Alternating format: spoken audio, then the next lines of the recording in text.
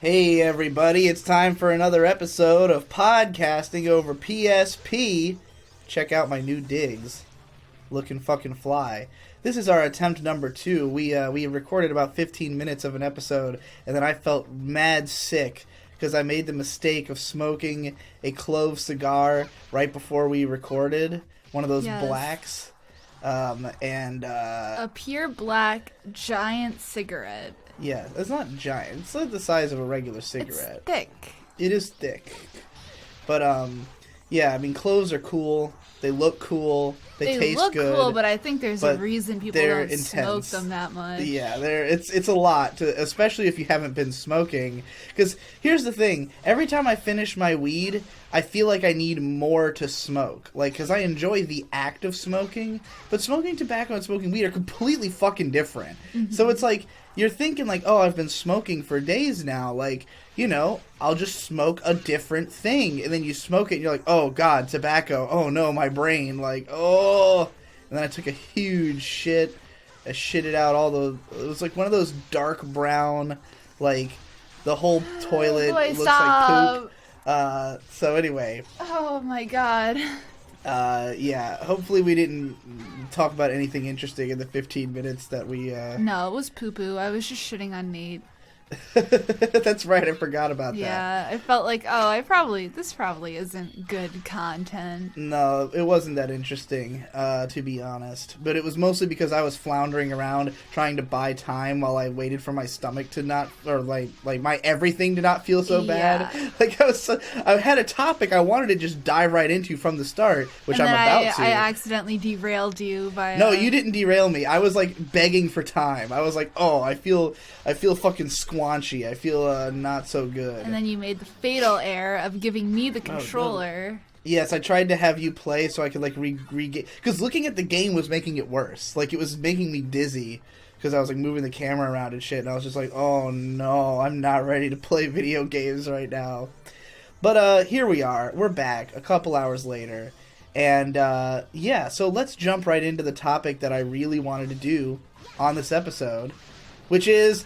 I'm a fucking light novel writer! I'm like a recognized light novel writer now. Again. I think this is the first time I can say that like that I feel like people are really gonna think, wow, like Digibro can write light novels, you know? Yes. I mean, how is your perception? Like you found out about me in what, 2016? Something like early that. 2016 probably. Because it was like the winter 2016 season. Yeah, that right? sounds about right. So like, did you ever perceive me as somebody who could like write a light novel? Writing fiction, no. I was only familiar with your nonfiction works. Right. I knew you could write a lot because you had the Ass War video, which is like a book in itself. It is literally the length of a novel. So, you know, I knew you could write a lot, but I didn't know you could write compelling fiction. It's kind of interesting because the guy I was with before you was an aspiring fiction writer. Yeah. And he's not as good as me. Well, you know, you could tell his stories like there was something there, but they were very cliche, and like he had written... also, his prose sucks and he can't spell. He's terrible at spelling. He self-published a book, and in the first like paragraph there was a typo. Didn't we make fun of this on something? Yeah, like we on did. Tweet Review or something that like we had found his Amazon book, and literally within the first sentence there was a typo, and it was just like, bruh, come on. You know, he was a nice guy, but like he wasn't really that great of a writer, and he graduated from college with a writing and English degree and like a creative writing minor, but I had him write a story for me for my creative writing class, and I got a C on it. You know, if I wrote anything for you, you'd get an A. For Surely. any of the classes you have. Except for, I might not be able to do, like, the college, particular, like, style of writing that they want, or, like, the format, you know? But, yeah. I mean, it's pretty easy to figure it out. It's just supposed to be informative and condensed, but also long-winded at the same time, somehow. Yeah, it's annoying. having to write that kind of style. Anyway, I mean, I really couldn't see you writing a research paper like in a college format, because you do research papers and cite your sources and stuff, but Right. like, you know, not in the way that they expect. You did not know about my Tales from the End of the World book, right? Until we started dating. Not until you wrote your light novel in a day. Do I talk about it in that one? I probably talk about it in that book, right? I think so. I think so. 'cause the And light then also novel in it's a on day- your subreddit, right? Like Yeah. the link to it. But you had not listened to it. I know that much No, because I you still haven't hadn't heard the whole listened to it. thing. Yeah. Isn't that sad? Well, you know, it's like you have to sit down and listen to it, and like, I mean, I could just read it to you again, which might be more fun for me, like more engaging than just sitting there and listening to my previous reading Right, of it. or I could just read it myself. But it's also just that it is incomplete, and so like, we're gonna. I just wanted to go through like my history of writing fiction, and like how we've made it to this point, because like, even though this is, you know, the light novel I wrote, you know, I wrote it in a day. It's very goofy. I wouldn't say it's particularly, like... I don't know if I would call it a serious attempt at writing a novel, but it kind of is. Like, it comes off as a real book. You know, you read it, it has characters, it has world building, it has, like, elements of intrigue. People seem to have gotten invested in the story. So, like, as far as anyone can tell, it's a real book, you know, regardless of the intentions it was started with. And, it's like the first time I really feel like I've fully completed that kind of serious project. And granted, it's only 15,000 words, so it's really a novella rather than a novel. And whether or not I can continue it is going to be something we see over the next however long. You know, like, clearly there is demand for a volume 2. Like, people seem to really enjoy the first volume. People want more. Yeah, I want more. I wrote the first volume in a day. So from my perspective, it's like I should be writing volume 2 as soon as fucking possible. Because I can do it, you know? Like, I can give you more. I can strike while the iron is hot. I want to build more hype before volume 2, like, if possible. But, like, I think even in a few days, I could raise an amount of hype that would be, like, you know, when I release volume 2, there would be hype surrounding it, you know? Mm-hmm. I definitely don't want to wait too long. I don't want people to forget about it. I don't want people to lose interest, you know? So I'm excited at the idea of, like, okay, I now have a fiction writing career, basically. That's the way I look at it. It's like, not that I have a career centered on it or anything like that, but, like, I have written a piece of fiction that I have the means to monetize, and people are interested in paying for it. Like, people have very explicitly said that they would buy a physical version, that they would pay for chapters of it, you know. Like, people want there to be a way they can pay for it. And so I'm like, bruh, I just became a professional light novel author on some level, right. You know. I want to go as far as I can with that. Like, that sounds great. Because I've been hoping to diversify my career into this exact realm for pretty much all year. It's like been something that's been a goal of mine. Really starting from last year. So I guess I'll talk about that a little bit. That, like, well, you know, the easiest way to do this will be to go through the whole history. You're free to ask me any questions you like along the way. Yeah, certainly.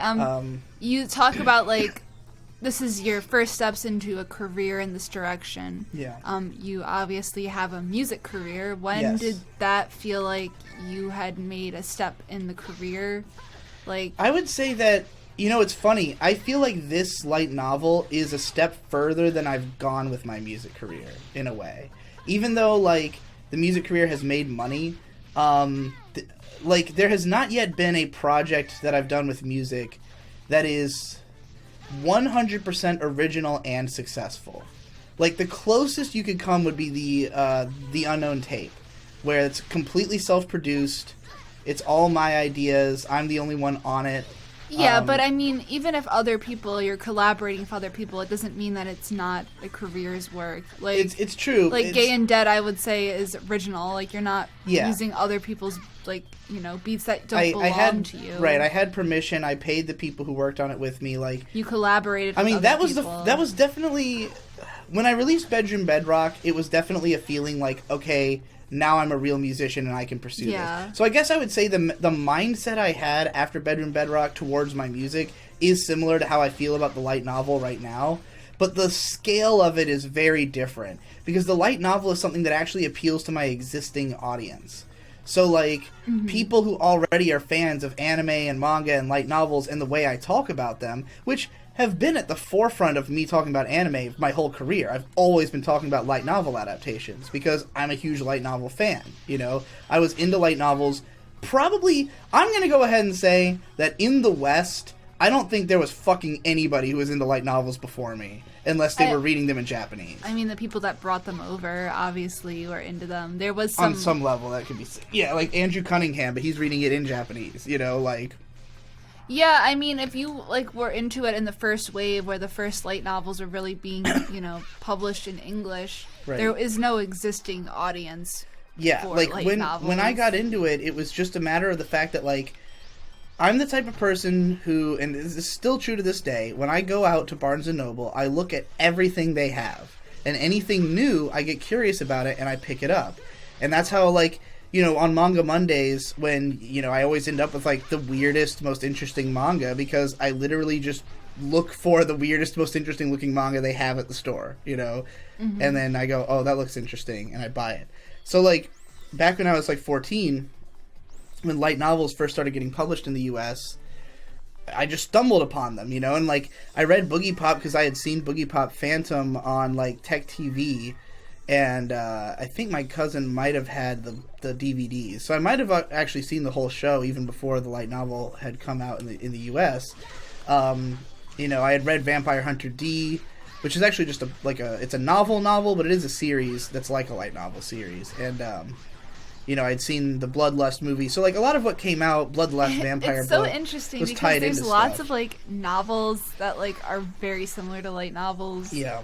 It's just, like, would the those distinction be? is really just about publishing. Like, we kind of touched on this in our previous recording version of this. We were talking about, like, what length does something become a novel versus light novel. And, like, technically a novel is 50,000 words. A light novel is typically 40 to 50. It could go above, you know, it could go below. But, like, it's really just a matter of how they're branding it. Like, does it have pictures of anime characters in the front? You know, like, does it have pages where there are full-page illustrations? Then it's probably a light novel, you know? Yeah, it's like Cobcraft is a novel, even though it has, you know, art. Yeah, Reiji Murata art. It depends on just, like, how they decide to release it. It's Maybe funny even in the its case demographic, too. Yeah, I would say that has to do with it. There's this company called Haikasoru, or it's an imprint, rather, of Viz. But they came into existence in, like, the early 2010s, and they made a very big deal about the fact that they were publishing novels, not light novels, like Japanese novels in the U.S. And, like, they have a whole bunch, and, like, I think the main reason they were stressing this fact is because they didn't want them to be grouped with the anime sections at bookstores. They wanted it to be in the sci-fi section.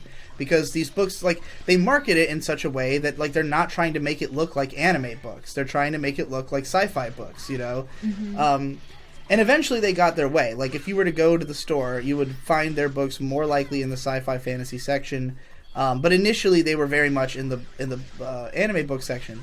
But, like, it was also somewhat controversial that they were saying that because some of the books they were publishing were technically light novels. Like, they published All You Need Is Kill, which is technically a light novel. Yeah. And they were making this whole to-do about how they're not doing light novels because, you know, they see light novels as something that's, like, not as respected or, you know, that's just tied into anime, and they wanted to go beyond that. Similarly, like, they published Legend of the Galactic Heroes. I think technically that's considered a light novel series in Japan. I'm not 100% sure. But, you know, like, the distinction is very, again, it has more to do with, like, what the publisher calls it, you know? Right. How it's marketed, I think. But, you know, what I wrote, I called it a light novella, because it's only 15,000 words, which is the length of a typical novella, you know? But it feels like a full volume, because I did not fuck around the way that light novels do, for the most part. But anyways, so yeah, getting into my history as a writer.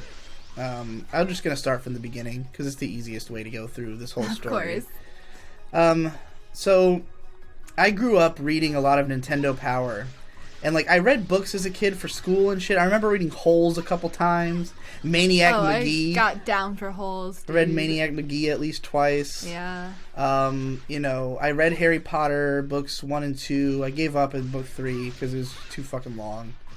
And, like, so, you know, I'd read some books here and there, but I don't really remember being that influenced by them. Like, I don't remember reading a book and going, oh, I want to write books, you know? It was just kind of like they were interesting. But I did feel that way about video games. After playing through Ocarina of Time, which I didn't even play myself. I read a strategy guide to my cousin Boyd while he played Ocarina of Time. But, like, where's our third party member? Dead. Oh, he's fucking dead. I can bring him back unless my healer wants to. Oh, it's a her. I watched him. Is that the healer? It might be. That might. Oh, wait. Nope, she's back. All right. Well, Okay. nothing matters. I never have to do anything. Wait, what the fuck? What have I done? Oh, I'm pressing the wrong button. Anyway, yeah, like, so I watched him play through Ocarina of Time. That made me want to make a video game. And my idea of, like, make a video game meant, like, draw the maps and write a, like, game FAQ style guide on how to beat that map. Like, how to beat each level. And just, like, basically, like, draw all the bad guys and describe what they do. You know, basically just, like, design documents, which is kind of like designing a game in a way. Like, it's what you would have to start with. But, like, I just thought that I would submit... That guy straight looked like the enemy in Sonic Adventure Battle, too. Oh, yeah, Chaos. Yeah. He did. Sorry. I just kind of thought that, like, if I designed, like, did all the design elements of this game and, like, submitted them to Nintendo, then Shigeru Miyamoto would give me $2 million. But, like, at the same time that I was working on designing this game, I was also trying to make my own magazine, because I was such a big fan of Nintendo Power.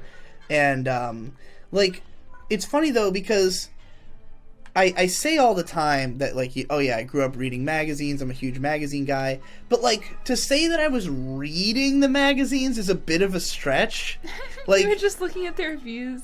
I would just, like, I was really into the layout of magazines. Just the idea that there's, like, all these different sections that each has their own purpose. Like, I really like the structure of magazines.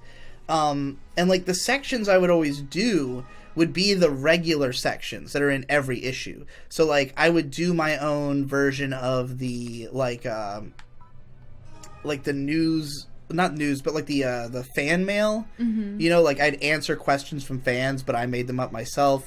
Nintendo Power always had lists of the most popular games, like the highest voted... I just was on this planet. Like, whatever games were... it was a popularity contest. So, like, I would do that, except instead of it being voted on by people, it would just be my favorites, you know? So it'd be like the top 20 video games, but it's just my favorite video games. And all kinds of stuff like that. So, like, you know, I had done a number... Okay, so we're about to do the part... I think we're about to do the story mission... Oh, wait, do I have to do... I need Vivienne. Like, wait, I have Vivienne. Why can't I do it? No other party members allowed. Okay, that's why. I got the fucking electric power just so I could fight that stupid boss if I come into contact with him again. Excellent. So we'll be prepared for that. But yeah, so, like, the magazine that I wrote when I was 10 going on 11. Like, I turned 11, I think after finishing the magazine. So I guess I wrote it when I was 10. It was 95 pages on lined paper. It was not my first attempt. Like, I tried to make a magazine several times. Usually I would draw the cover. I would always draw Bomberman because he's very easy to draw. And I've always been a shit artist, but I was also 10, you know? So consider that. But I liked Bomberman. I guess it... Oh, I've got the fucking main character of the main game on my team. Excellent. That fucking guy in the green is the main character of Phantasy Star Universe. Anyway. So I wrote this magazine by hand on lined paper. I used a light board that my aunt happened to have to trace all the pictures out of out of Nintendo Power magazine. And like, the hardest part for me was writing the actual articles, because Nintendo Power articles are just about upcoming games and shit. I don't know anything. Like, I don't have any insider information. I only know what Nintendo Power knows. And like, I wasn't creative enough to just kind of reinvent what the magazine could be. You know, like, just write about things I could write about. I thought it had to be like Nintendo Power. I didn't even bother making shit up. I just straight copied, like, the articles. Like, you know, like, I wouldn't, you know, I would basically paraphrase them. I would just be like, oh, you know, Metroid Prime is coming out. Here's what it's about, you know, like, but it's all information I just read myself in Nintendo Power. I don't know this for any particular reason other than that. But nonetheless, I also had ads that I made. One was for my quote-unquote band, Dark Plague, which was going to be me and Boyd's band that we were going to make. Neither one of us could play any instruments or do any songwriting. Of course. But yeah, we had Dark Plague, and then there was an ad for the new Pokemon movie, Pokemon Forever, that was in there, because that was coming out soon. No, not Forever, Heroes, the Latios and Latios one, because I drew Latios and Latios for the ad. Cool. That takes me back, brah. Yeah, that movie was like going to come out soon, I think, and I never ended up seeing it, unfortunately. We've seen despite it though. creating an ad. Have a review of it. And then I don't remember what the other two ads were. They were probably just for video games or something. But one of them might have been for puzzling, actually, because I would have been working on the game still. So after I wrote the magazine, it was a pretty big confidence boost to me. There's one thing I can recommend to any creator, especially young creators: finish a project. There's nothing you can do that's better for your like self-confidence than to have finished a project. If you've always like started projects and gotten like a little bit done and never finished it, it makes you feel like you're not capable of finishing it, you know? But once you've finished one, it's like, all right, I'm a guy who finishes projects, you know, like now I can do this. So like with the energy that I had used to, because like, okay, a big part of why this was even possible is that my family had moved to Florida at the start of the summer. And so I left all my friends and everything I'd known behind, basically. So sad. And when we moved into this new place, like, I had one friend for a little while, kind of, who lived on our road. But one time, my severely autistic cousin, Evan, went to his, like, basically followed us to his house. And his dad, who's, like, a fucking redneck asshole, basically was like, get that retard out of my house kind of thing. And they pretty much mutually got banned from each other's places. So, yeah, I didn't really hang out with that friend anymore after that, which was really sad.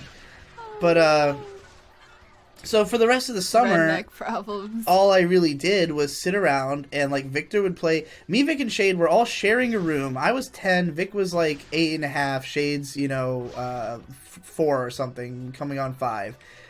We all have to share a room with bunk beds in this really small room in my aunt's house.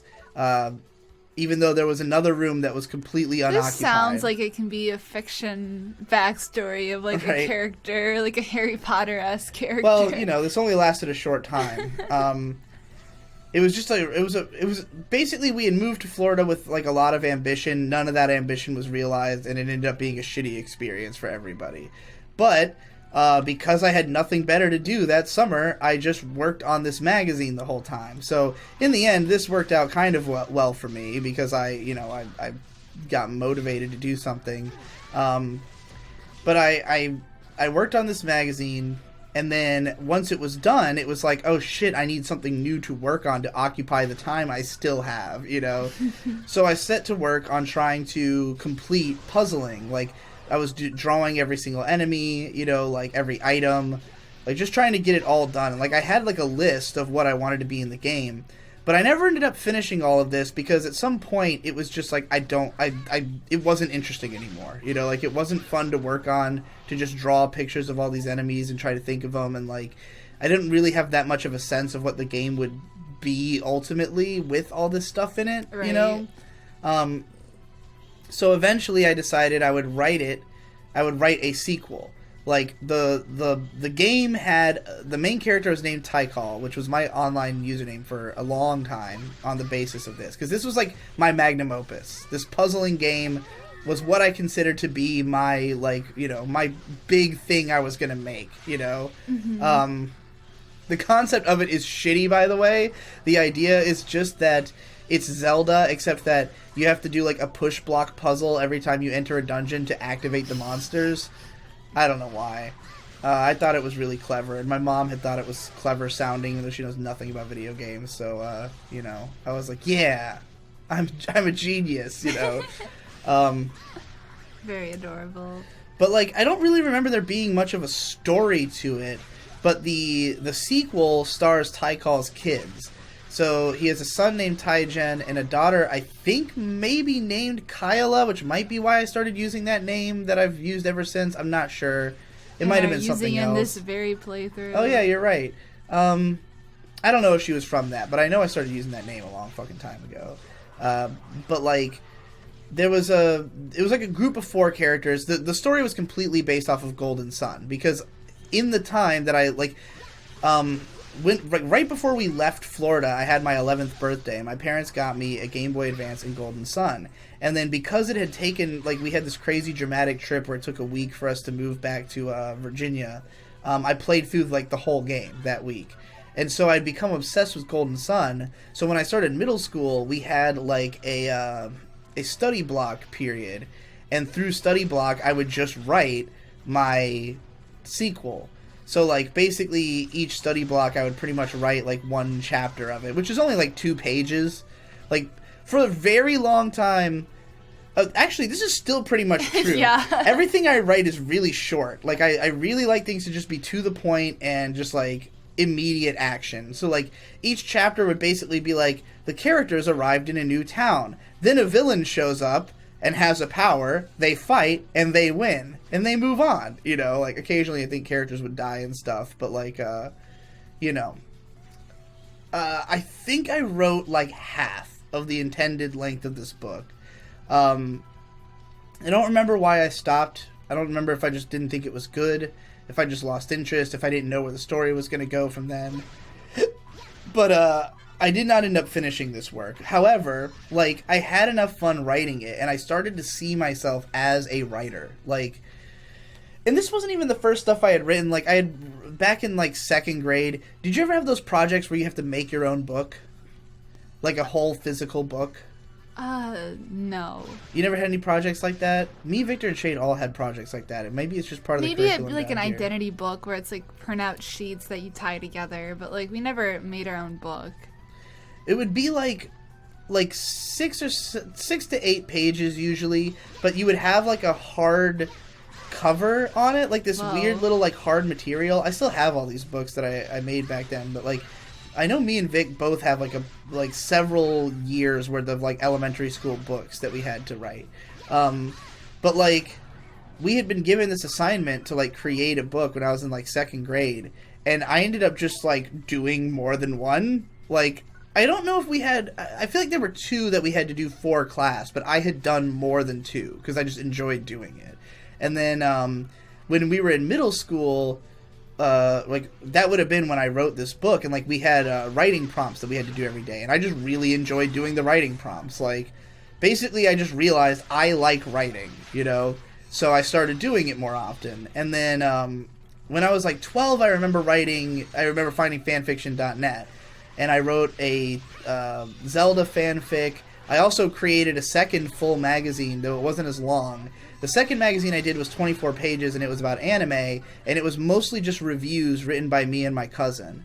And, like, that was when I had kind of realized, like, hey, you don't have to make a magazine that's literally Nintendo Power. You can just, like, do the parts you actually can do. You know, like, just, like... write the reviews that you actually like know what you're talking about.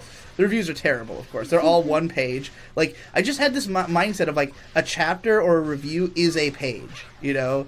I was very into the idea of like just like filling out 1 page with a review. But anyway, so like at this point in my life, you can already see where my attention is basically between 2 different forms of writing. I'm doing fiction writing, but I'm also doing nonfiction review writing. And, like, both of those things were pretty much in equal measure at the time. I also had wanted to draw a manga once I discovered manga. I did draw a manga. It doesn't look great.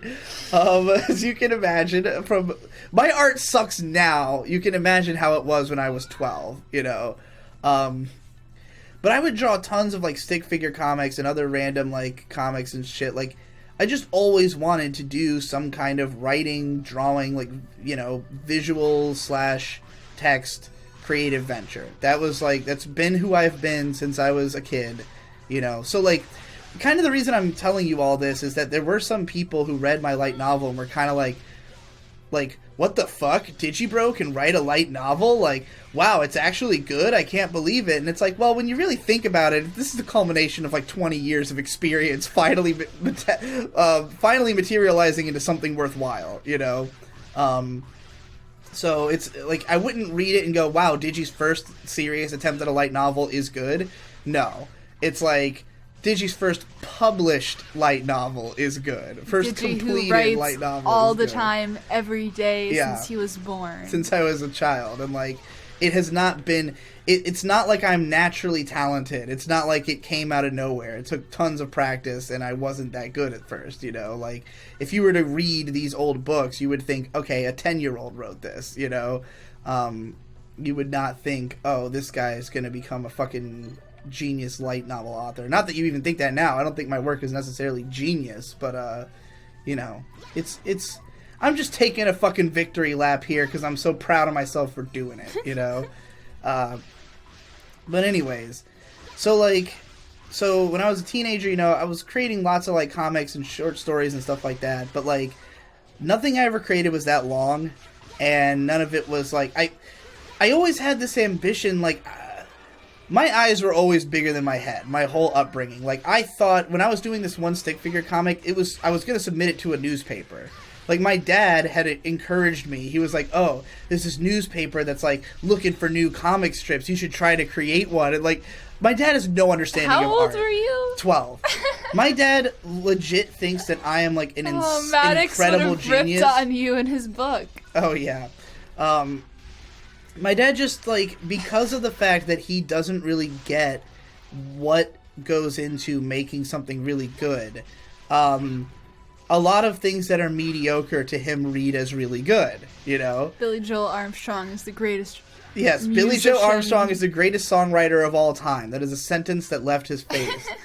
In sincerity. In total sincerity. I have a catalog of his music quotes that have pissed me off over the years, but, like, nonetheless, the point being, the man, you know, I'm just glad he encouraged me. I'm glad that it's a beautiful thing. That regardless of whether he was correct, he gave me the confidence to keep trying, you know? So, like, when I was in my mid-teens, I got into poetry writing, because when I was 14, I took, like, or maybe 13, I took, like a creative writing class at the school I was going to. I was briefly going to, like, a nicer school, and they offered this kind of thing where, like, they had a class that was entirely in the computer room, and it was creative writing. It was pretty cool, because it's like you sit there on computers and type fucking poems and shit. And I had written, like, a whole poetry book for this class. And again, my dad read it and thought it was genius, because he also had written a bunch of poems, like, a year prior, and, like, not even gonna lie, his poems were an influence on my poems, like, because he had written all these short, snappy, kind of, like, witty, blunt, and clever, like, his writing style is not, like, his sort of, like, crass sense of humor is very similar to mine. Like, I get that from my parents, you know, like, a lot of people noted how, like, oh yeah, the most Digibro element of this book is, like, that crassness that it has, you know, that is from growing up around just crass people, you know. But, like, nonetheless, crass, more like ass. Same difference. But I always just assumed crass came from ass. Probably, or ass came from crass. Right. But yeah, so, like, so I started writing poems. I started trying to write like, novels, but this is where The period when I was 14 was where I kind of fell into the groove that I have been in, basically that I was in up until I became a internet celebrity, which is that I had ideas fucking constantly and never concluded anything. Like, I would always come up with ideas for That's worlds. where I'm at right now. Like, I have always been. tons of ideas for settings, tons of ideas for characters, tons of ideas for, like, where I want a story to go, but no idea how to get there. Like, the hardest thing about writing for me has always been, like, the individual scenes. The, like, what of interest is going to happen that these characters are going to endear themselves to you, you know? And you can definitely see this in my first light novel, the Tales from the End of the World one, because, like, a lot of it is just characters standing around having conversations with really loose justifications for why, you know? And, like, there is an interesting plot that is the backbone of the book, but, like, that plot really only matters to a couple of chapters. A lot of the time, it's just characters having conversations and, like, a vehicle to get them from scene to scene, you know? But, like, and it's also told anachronically and has a huge cast because, like, again, I couldn't just write, like, a straightforward action plot that, you know, that was fun to read. Like, that's something I always struggled with. So I came up with tons and tons of, like, basic parameters for stories. Some of them are more relatable or realistic. Like, some of them are about characters dealing with, like, mental illness and just living at home, you know, like just regular, conventional, everyday life stuff. Crazy big sci-fi stories, fantasy stories, every manner of fucking story you can think of. I have literally, like, I would say I've probably created as many as 50 ideas for stories. Like, 50 big ideas that could have been full novel series, you know? Incredible. But, like, having an idea doesn't really mean anything if you can't make it into something, you know? Like, and not every idea needs to be something. and not all of them are great ideas. Some of them are really good, really good concepts, but, like, no plot. Mm-hmm. And some of them are like, oh, this would be easy to write, but it's not as interesting, you know? So, like, there's just tons and tons and tons of shit that I'd come up with. But, like, for the most part, I would write, like, a page. Like, that's about how far I got into most of the stories I've written. Like, or I would just have lots of planning. Like, I have notebooks that are just littered with, you know, character bios, setting details, like, rubrics for what's going to happen through a chapter, you know, just tons and tons of fucking notebooks worth of that shit. Very few, like, completed chapters, you know? And even the stories that I made it farther in, I usually would just have, like, a chapter done. So, like, through my teen years, I had, you know, I was continually working towards this idea that I would be an author. But, like, eventually, I was more interested in film. Like, I had started watching movies. I was big into anime, obviously. And, like, I started finding out about people like Quentin Tarantino and all that. You know, I've talked a lot about my history of trying to become a filmmaker when I was in my teens. But, like, in the midst of all that, when I was, like, I want to say 17 or 18. Yeah, I was probably 17 when I had the idea for the Tales of the End of the World book series. And the way I had gone about it, by the way, a lot of this writing and all these, like, rubrics and stuff was just done in class instead of classwork. Like, of course. I would just sit in class and write books, write character bios and stuff. Particularly in study block, I would work on this kind of shit a lot, you know? And then I'd go home and touch it up. But I also started working on my anime blog around this time. So, like, again, we have this duality of working on fiction and also working on nonfiction. But the thing is that the nonfiction is way easier to share. Because you don't have to complete, like, a story. You just share your opinions on, like, a show. And then you can post it. And other people have their own opinions to compare it to. So, you know, it just makes way more sense and it's way easier. Right, I'm supposed to be fucking trying to thunder this motherfucker. It looked like it kind of worked, right? So yeah, I've got my stories that I'm trying to work on, but none of them are ever coming to fruition. Just notebooks are filling up with ideas. I'm starting to get sick of it, you know? Like, I'm starting to get sick of being a person who constantly has ideas and never gets any of them made. Meanwhile, it's way easier to write on the anime blog, so I just spent a lot more of my energy on that, you know? And then when I tried to become a filmmaker, So the Tales from the End of the World idea came about when I wrote down a list of like all the things I wanted out of a story. I wrote down like 55 random attributes that might be things like lolly or vampire or gangs, snuff films, like just concepts I wanted, and then I combined those concepts into characters. So I would like take 3 things and say like, okay, vampire, gangster, snuff film. This is the backstory of this character, and so on and so forth. And so I created the world and characters out of that, and then years, all of your characters end up being lollies. there are a number of them. But for like 2 years, I was trying to come up with like what form will this story take, because I had planned it as a film. I think initially it was going to be a film. I tried to write a script for it. I wrote like the first 2 pages of script like 5 different times. I wrote ideas for how it would start as a light novel. I wrote just like all kinds of stuff for it. But like the thing is that the main thing I was attached to in the story was like my main characters and their backstory. But what I ended up eventually figuring out is that I could kind of keep that stuff under wraps and introduce it later into a novel series, and instead try to think of just things for those characters to do, and like their stories would become apparent, through flashback over time or through them talking about it and stuff like that. So finally, when I was 19, when I was in college, there was a lot of time that I would have to spend where my mom, because me and my mom took classes together, like she would drive me to school. There were lots of times where one of us had a class and the other one didn't, and we were just waiting around, So in those times, I would sit there and work on blog posts or on trying to write fiction stories. And that was when I finally came up with the full plot of Tales from the End of the World Book 1, which, if you have listened to the audiobook, what I mean is, like, the Oni-chan chapter, like, that is really where the plot becomes apparent, and, like, it feeds into everything else in the book. And, like, so that whole idea all came to me around this time, but I did not immediately try to write it, because I just needed to, like, completely understand everything that was going to happen in the story. So I spent, like, a few months coming up with that, and then when NaNoWriMo finally happened, I was like, alright, it's time to do it. I had attempted NaNoWriMo before, to not even close to success, like having written, like, the first day and nothing else,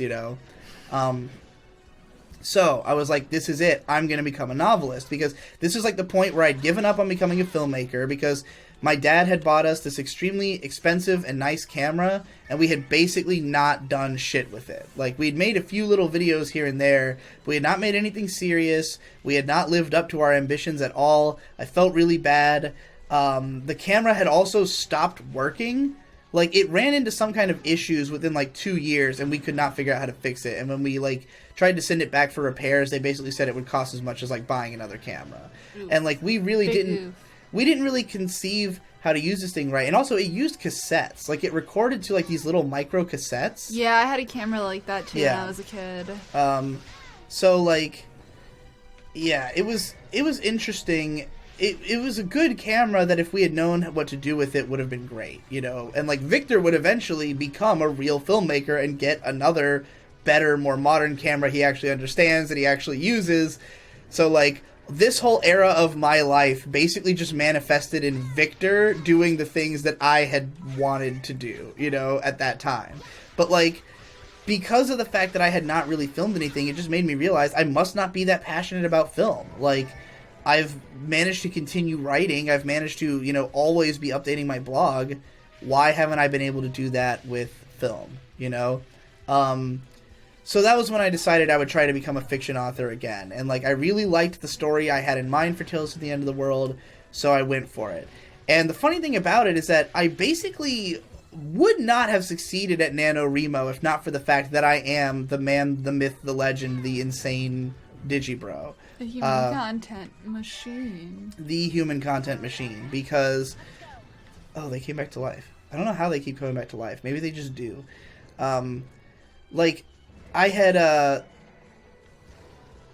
Okay, I do have Gizande. Shit. I had, Half your HP right there. I had written for the first, like, 4 days of NaNoWriMo. I had written like 20,000 words in those first 4 days, and then I did not continue for the rest of the month. Like, I basically fell off the wagon. I only wrote like 2,000 more words. I was like way the fuck behind. But what I ended up doing was on the very last day, I wrote 24,000 words to cross the finish line. And the reason that I hadn't been writing over the course of that time is that, like, most of the early writing I did was just on the first chapter, which the first chapter is the one with So, Anryo, and Takasu. I wrote all of that in, like, the first 2 days of NaNoWriMo, and I liked that chapter. Then I started writing chapter 2, which was the story of, I think her name's Rebecca Lovecraft, and it was about Rebecca Lovecraft and the character, what's the, like, Alexander something. It's like a romance story about two, like, late teens, you know, hanging out, doing drugs, having sex, and then it turns out that she's like a sleeper cell of a demon who's trying to take over the city or whatever, and she murders a bunch of people and then dies. I knew the twist at the end of that chapter, but I did not know how I was going to get to it exactly, and so I had not finished chapter 2. And, like, my resistance towards trying to finish chapter 2 is why I had not finished the rest of the book. So on the last day, I just wrote the ending of chapter 2 and then wrote the entire rest of the book in that day. So chapter 2 never got finished. I never wrote the inside of it. I never wrote the, like, conjoining chapters between the first part and the end part of that section, you know. So it's still an incomplete book, even though I hit 50,000 words for NaNoWriMo. I considered that a victory, you know. I did not write the epilogue. Well, actually, I did write an epilogue, but I didn't write the final, like, after they beat the bad guy, all the characters kind of, like, chilling afterward, you know, like, the wrap-up. I did not write that, and I didn't write the bulk of chapter 2. So, like, you can listen to the book, and it still makes sense. You can still follow what's going on, but you can tell there's a chunk missing from it, you know? So, what happened? Because the way that NaNoWriMo typically goes is that you are encouraged to just try to finish the book during the month and then edit it during December. That's kind of what their mentality is. It's like, hey, just hit that 50,000 word count, get your book finished, you can go back through it afterwards and, like, make it good, you know? So that was what my plan was. However, December rolls around, and first of all, I still have chunks of the book that I haven't even written yet. Second of all, I'm terrified that it's bad, because I had sent the first chapter to a friend of mine, and he basically thought it was cringeworthy. It was to a fellow blogger called Lolly Kitsune, who was also an author. And, like, he basically was like, you know, there's, like, the way that you handle sexuality with this young character is really questionable. The way that she talks, like, is inconsistent. There's some, like, really retarded dialogue in there. Just overall, like, you know, he wasn't that positive about it. He basically was like, you know, you need to touch this up and, like, work on it a lot, which is true. But I do think there's a lot of appeal in that story, especially if you read the whole thing. And, like, a lot of people have liked it who've read it on the Reddit. But, like, there's even been people who wanted me to continue it. But, like, it definitely would need to be overhauled considerably for me to be, like, proud of it completely, you know? Like, I'm proud of myself for what I did. I like the story elements, but I don't think it's a good book, and I wouldn't want to continue from where it left off. I would want to redo it, you know? Mm-hmm. And I don't know if it's worth redoing, because, like, there is a lot of intrigue in that universe, but I have 50 other universes I've created. That was just the one I was the most passionate about when I was a teenager, because it had all the stuff I like in it, you know? Like, the whole conceit of it was that it's like, oh, all of my favorite things in one package, you know? Oh, God, I should have fucking got regular Xande. Gizande doesn't, like, attack as high up. Oh, that's weird. Yeah, it seems like it's a very localized attack. I don't know if they're all like that. I don't know if this is just a pain in the ass no matter what you do, this fucking fight. But I really hate it. I really hate this fight. I hate that it's like such a thing you have to do over and over again throughout this game, you know. That time I didn't even hit him. Anyway, so, like, in the wake of having written this light novel, I literally did not even read it again until I made the audiobook in 2016. Right. So like over 5 years later. Damn. I did not even look back at it because I was just afraid. Like, I thought there was going to be a ton of plot holes that I wouldn't be able to fix. I didn't want to try to, like, you know, rewrite parts that were missing. I wasn't sure. I just thought I was going to hate it. Like, I thought I was going to read it back and I was just going to think it was bad and I'd just be ashamed of myself, you know? So I just avoided it entirely. And the result of that is that I kind of gave up on fiction writing for a long time. Like, I wrote that in 2010, and for a little while, I was, like, trying to do a second book. I think that might have been when I came up with the idea for Kyla of the Blue Flame, which was my attempt. It was another light novel attempt, but it was my attempt to make a character who is similar to Shakugan no Shana, as well as, like, Kino from Kino's Journey, and there's another character called The Third, the girl with the blue eyes, which is like another light novel. All of these were stories I thought were like okay and had interesting characters, but I wanted to do like my own more interesting version, you know? Mm-hmm. Well, I fucking You lost. died. Not surprisingly, because I did not have enough fucking healing You items gotta on get me. Sunday, dude. Yeah, I gotta get regular Zonde. So, yeah, I tried to, like, come up with other stuff. I tried to write other stuff.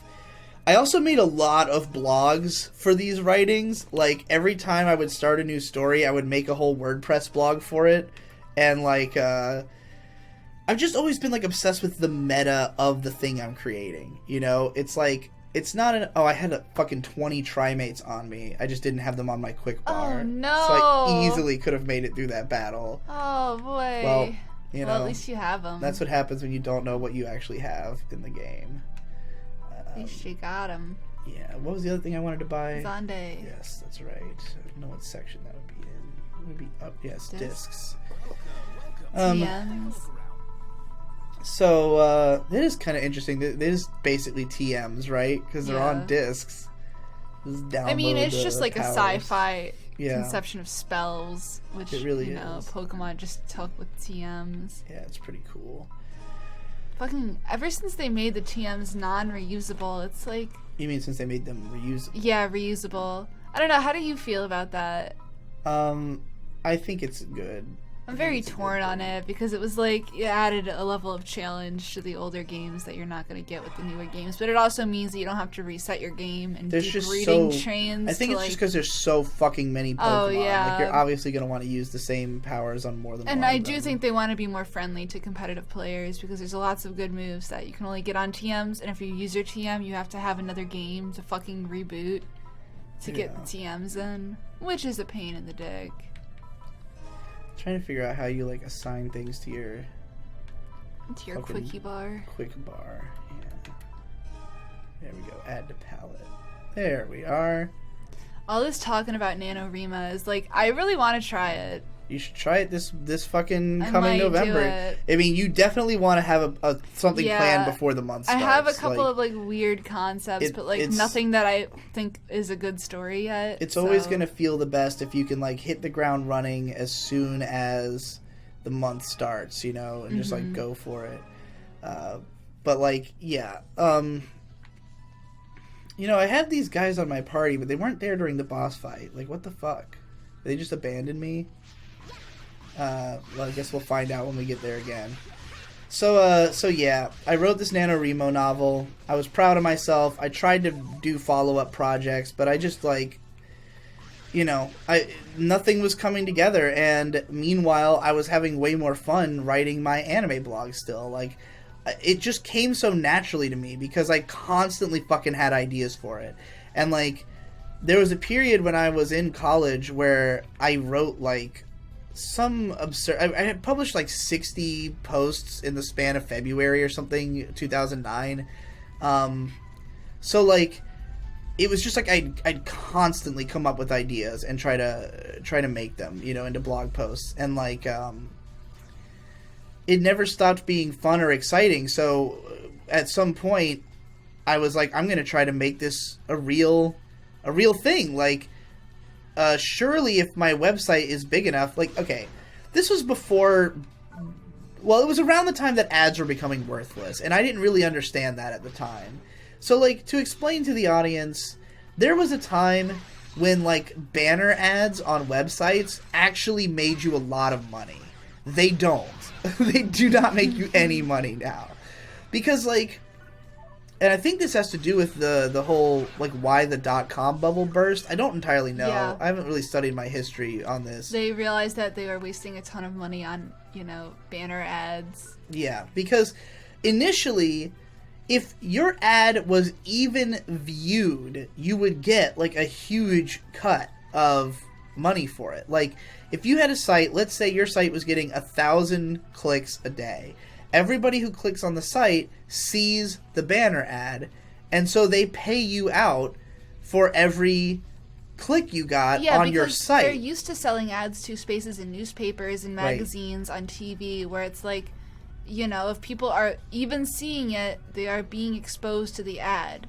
But, like, on the internet, it's just there's so many fucking ads where, like, you can't pay attention to them all. Right, and, like, well, very quickly, a lot of the ads became duplicitous because tons and tons of ads want you to click on shit, and they would take you to viruses, they would,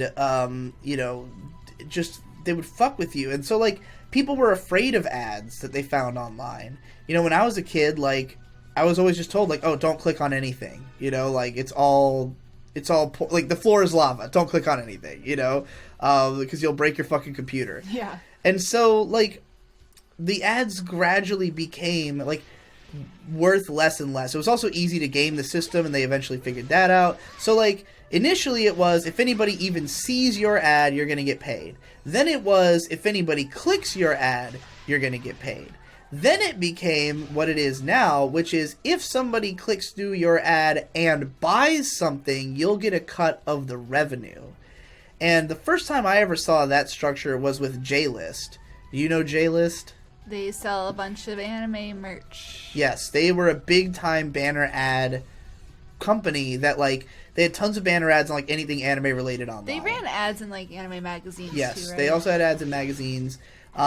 Because they were one of the first people who were selling, like, a lot of the adult sexual stuff. Like, they sell, like, dojins and shit now, but, like, they were selling, like, Tenga eggs and pocket pussies and shit like that alongside all their anime merch. So, like, that was why they were so successful through banner ads and shit.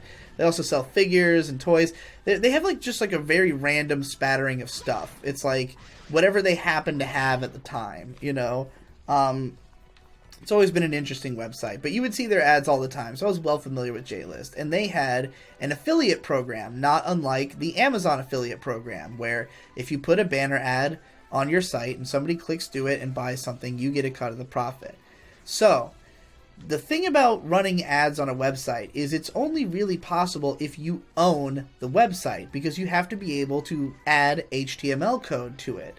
If you're using a free blogging site like WordPress, you can't just add HTML. You have no ability to change the format or put banner ads in there. At minimum, you have to be willing to pay for server, for server space for your website and for a domain name, basically. Like, those are the two. If you're ever wondering what does it cost to make a website, it just depends on what servers you're using, how much server space you're taking up, basically, how much bandwidth you're using, and your domain name. So my friend Don-san understood how to do that stuff, and also there's always sales and shit on domains and stuff like that. So when there was, like, a big sale on, like, server and domain space, I fucking bought it. I had fusakenna.com. I owned the URL. I had to, the thing about WordPress is that even though it is free, there also is, like, the professional version of it. And there's two different ways you can have WordPress professional. You don't really have to pay WordPress to have a professional version of the site.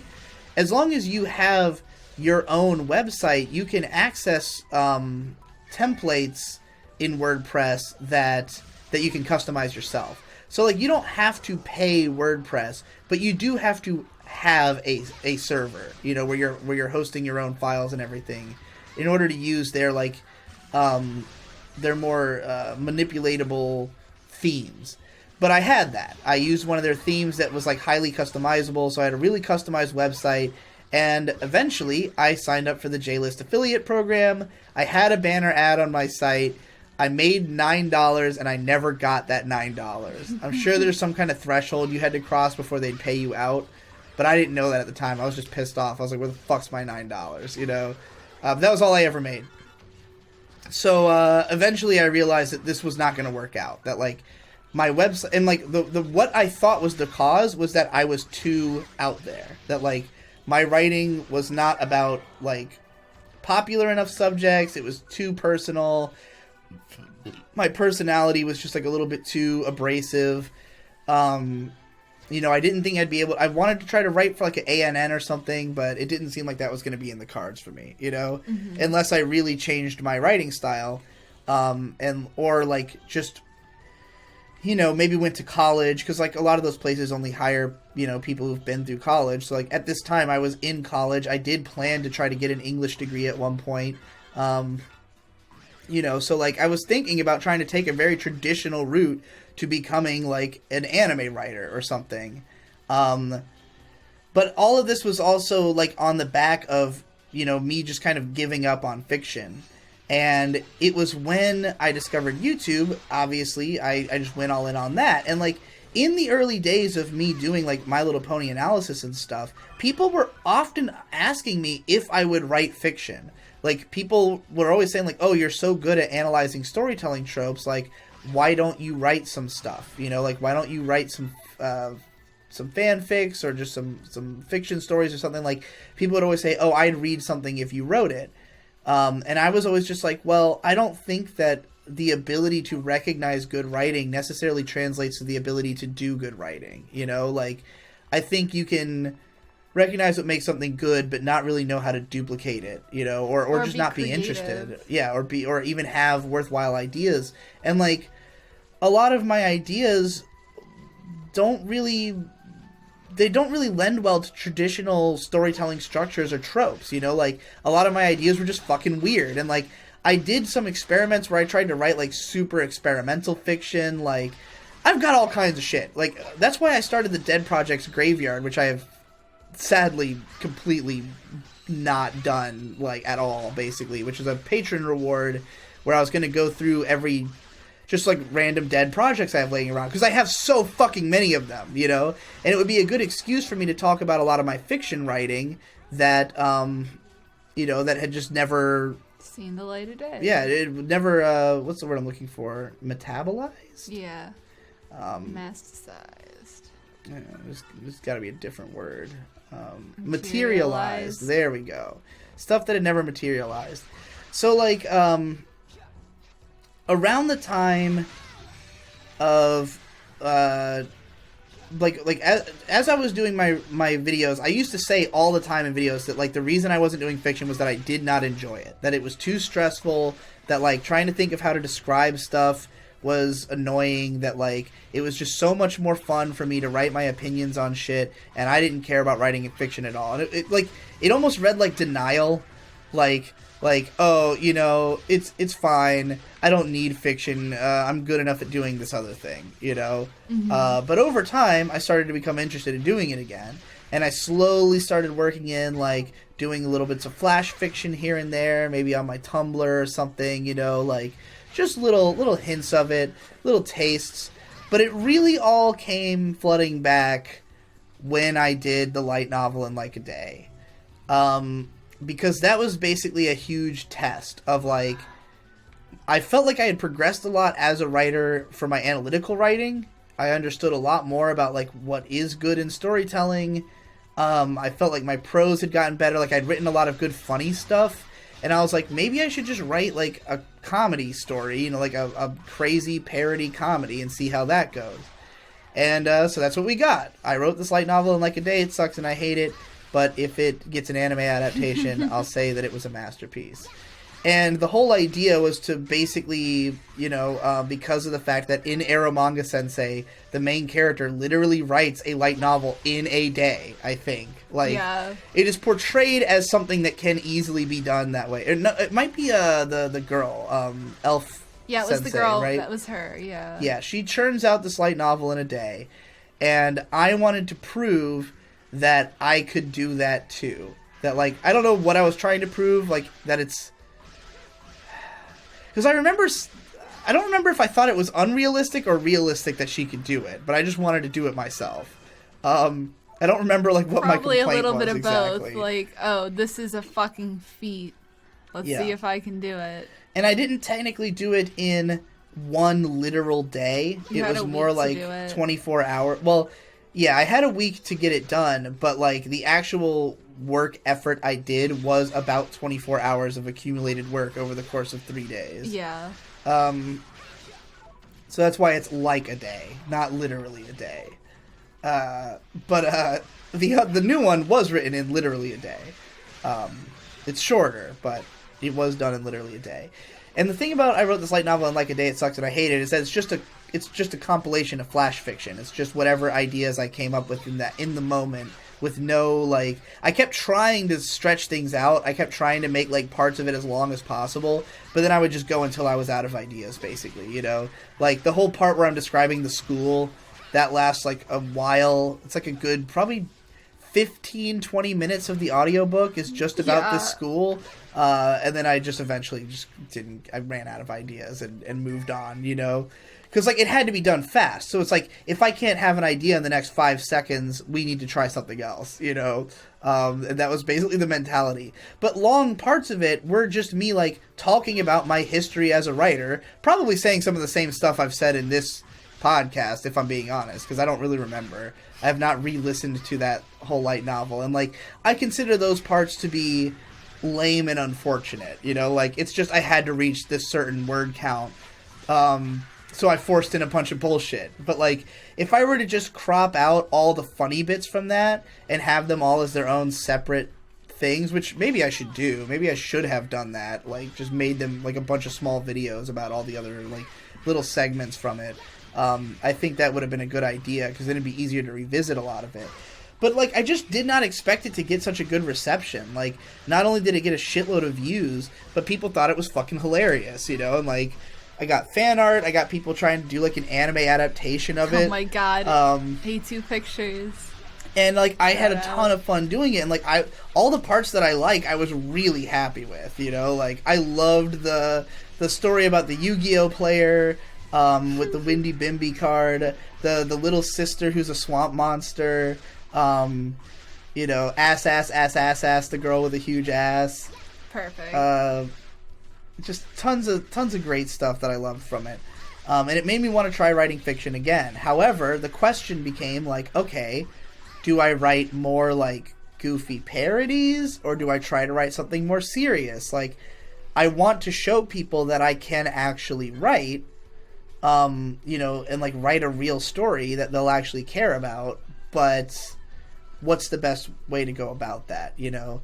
And, again, this meant I returned to sort of the drawing board, but, like, now I have this thing where it's like, well, I have a career, and I make shit all the time. So, like, I can only really justify working on fiction if I can do it fast, you know? Because it's, like, it's unpredictable. I can't say, oh, I'm going to definitely put out a new novel every month. It's, like, the inspiration has to be there. I'm not going to, like, force myself to churn out this fiction. And moreover, I don't know how big the audience for it is. Like, I'm not going to drop doing my analysis videos and just go all in on fiction, you know? Yeah, that would be foolish. Unless it seemed like it was going to be way bigger, you know? Like, unless it seemed like, oh, shit, people, like, if I was getting calls from publishers and being told, like, oh, yeah, like, we're going to fucking nationally distribute your book, I'd be like, all right, you know, maybe I should consider fiction to be more of a thing, you know? And, like, I'd also be interested, like, I don't like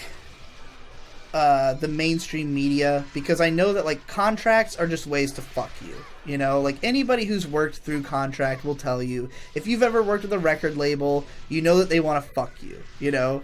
Frank Jeff C. has some great horror stories about that. They want it to be, like, in their benefit. Yeah. They want to give you the least cut of money they can. They want to own the property rights, and they want to have you for as long as possible. Yeah. Now, there are some people, though, who, like, let's say that you sign a 5-album deal with you know, it's like, generally the way that they do it is they offer you better money and better structure for rewards if you offer them more content. But if you take a 5-album deal and then you just crank out 5 albums, like 2 a year, right? It's possible that it could work out in your favor, you know, which I've seen artists do. I've seen them like literally. I think System of a Down, the reason that they split up their 2 albums, Hypnotize and Mesmerize, was partially because of that. Because like they were on like a deal where they needed a certain number of albums and they just wanted to be off that deal, you know. Right. So they just split it in half. But, you know, it also depends. Like, they ultimately get final say in what they publish. So it's not like you can just crank out horse shit. But, like, you know. Nonetheless, like, if I could get myself into a position where it's like, okay, let's say I wrote this entire book and I completely self-published it all the way through. And then it got enough clout off of that somebody was interested in doing a full-blown, like, not... Because, like, my publication's all going to be limited. You know, once I'm done... It's done, basically. And then in the future, if I want to be able to publish more, I'm going to have to probably go through, like, Lulu or something like that, right? If it was going to stay self-published. But if, like, let's say I did limited run publications of all the books, and then a publisher picked it up and wanted to do, you know, a run that would be around, then that would be awesome, you know? It'd be like, oh, sick, I already made my money off of this. And moreover, I would just give them that IP, but it wouldn't mean that whatever I wrote next was beholden to them. It's like, yeah, you guys can have all 8 books of this that's already completed, you know, or whatever, however many books it is. So, like, you know, I think that would be interesting. We're getting a little into my ambitions before we're done with my story of getting to this point. But I do want to talk about that stuff. So, like, so yeah, like, I was working on trying to get something written, and I especially jumped into high gear in the past year.